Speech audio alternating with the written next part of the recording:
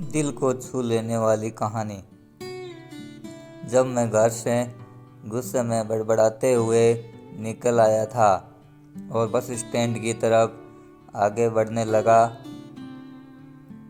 मैं मन ही मन बड़बड़ा रहा था, पता नहीं कितने पैसे छुपा के रखे हैं, लेकिन मेरे लिए एक बाइक नहीं ले सकते।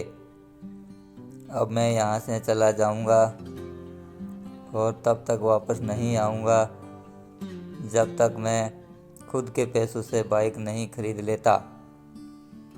इतना सोच ही रहा था, तभी मेरे पैर में मुझे कुछ चुभने का एहसास हुआ।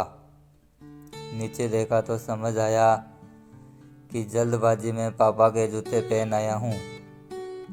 उन जूतों में कील निकली हुई थी जो मेरे पैर में बार बार चुभ रही थी, लेकिन उस समय गुस्सा अधिक था तो मैं बड़बड़ाते हुए आगे बढ़ गया। अचानक मुझे याद आया कि पापा का पर्स भी साथ ले आया हूँ।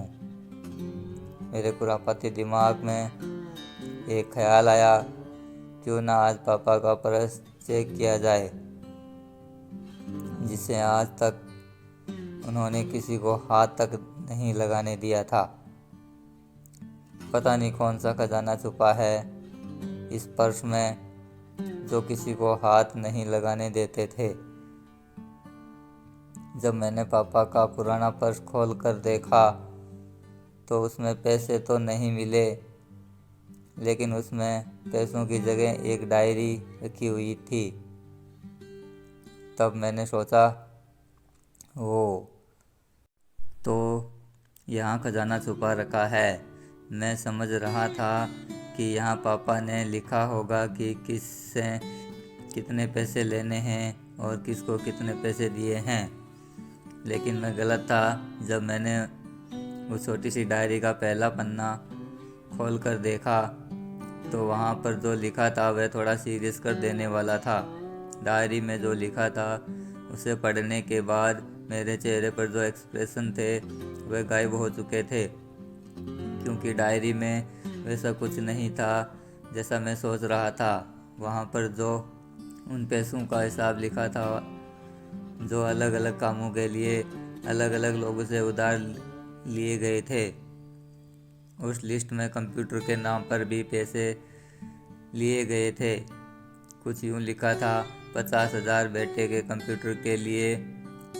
यह वही कंप्यूटर था जिसे मैं आज तक यूज़ कर रहा हूँ, लेकिन मुझे यह पता नहीं था उस कंप्यूटर को खरीदने के लिए पैसे कहाँ से आए थे। लेकिन आज पता चल रहा था।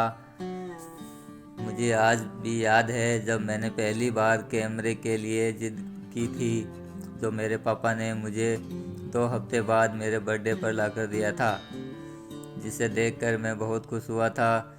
और मुझे खुश देखकर मुझसे कई ज़्यादा अगर कोई खुश हुआ था तो वे थे मेरे पापा। अब मेरे चेहरे पर गुस्सा एकदम गायब हो चुका था।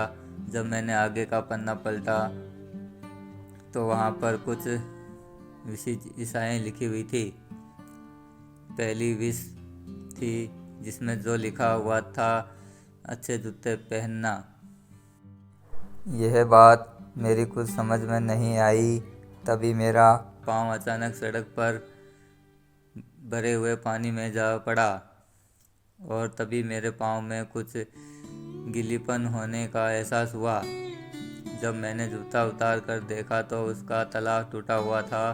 यह देखकर मुझे डायरी में लिखी हुई बात याद आ गई। तभी मुझे माँ बाप की कई बातें याद आ रही थी कि कैसे माँ और पापा कहा करते थे पापा से, अब तो जूते पुराने हो गए हैं, नए ले लीजिए। तो पापा अक्सर ये कहकर टाल दिया करते थे, जूते अभी और चलेंगे, अभी कुछ दिन पहले तो लिए थे। मुझे आज भी समझ में आ रहा था कि कितने दिन और चलेंगे। साथ ही साथ ये भी समझ में आ रहा था कि पापा पर्स को क्यों छुपा कर रखते थे। तभी उस डायरी को पढ़ते हुए बस स्टैंड पर पड़ी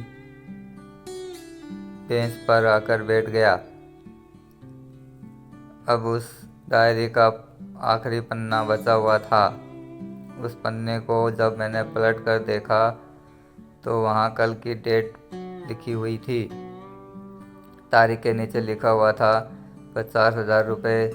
बाइक के लिए इतना पड़ा और दिमाग सन रह गया जब मेरे मन में कोई शिकवा नहीं बचा था। बस मेरी आंखों से आंसू चले जा रहे थे। मुझे आज तक नहीं पता तब मैं क्यों रोए जा रहा था। अब मैं जल्दी से घर की तरफ भागा, लेकिन जूतों की वह कील पाँव में अब तक घाव बनाने में कामयाब हो चुकी थी। मैंने जूतों को रास्ते में ही निकाल कर फेंक दिया और भागते लड़खड़ाते हुए घर जा पहुंचा। लेकिन पापा घर पर नहीं थे। मैं समझ गया वह कहाँ थे। मैं सीधा पास वाली बाइक एजेंसी की तरफ भागा। पता नहीं आज कहाँ से इतनी ताकत आ गई थी कि मैं भागते हुए थक नहीं रहा था, और वह भी बिना जूतों के, नंगे पैर जैसे तैसे। मैं बाइक एजेंसी पर पहुंचा। पापा वहीं पर थे। मैंने पापा को दौड़कर गले लगा लिया और मेरी आंखों से आंसू रुकने का नाम नहीं ले रहे थे। पापा को समझ नहीं पा रहे थे आखिर हो क्या रहा है, मैं क्यों रो रहा हूँ। मैंने पापा से कहा, पापा मुझे मोटरसाइकिल नहीं चाहिए, आप अपने लिए जूते ले लीजिए। अब आज से मैं जो भी करूँगा अपनी मेहनत से अपने बलबूते पर पढ़ कर करूँगा। दोस्तों, बस इतनी सी थी यह कहानी। आज भी आंखें नम हुई है। मैं आज आपसे कहना चाहूँगा, ठीक ऐसे ही होते हैं हमारे पिता। हम अक्सर देखते हैं कि हम अपनी माँ से हर बात शेयर करते हैं और माँ भी इसके बदले में हमें बहुत प्यार देती है। लेकिन एक शख्स ऐसा भी होता है जो हमें छुप कर प्यार करता है। वे होते हैं हमारे पिता। यह परिवार में एक मात्र ऐसा व्यक्ति होता है जो अपने बच्चों से उन्हें बिना बताए छिपकर प्यार करता है। खुद की इच्छाओं को मारकर बच्चों के लिए सपने देखता है और उनकी खुशी में ही खुश हो जाता है। मुझे नहीं लगता कि आप अपने पेरेंट्स की इज़्ज़त करते हो या नहीं, लेकिन अगर आपके पास पेरेंट्स हैं तो आप बहुत खुश नसीब हो, क्योंकि इस दुनिया में बहुत से लोगों को पेरेंट्स का प्यार भी नसीब नहीं होता है। अंत में मैं यही कहना चाहूँगा कि माँ बाप की भावनाओं को सम्मान करें। अगर कहानी पसंद आई हो तो वीडियो को लाइक करें, चैनल को सब्सक्राइब करें। धन्यवाद।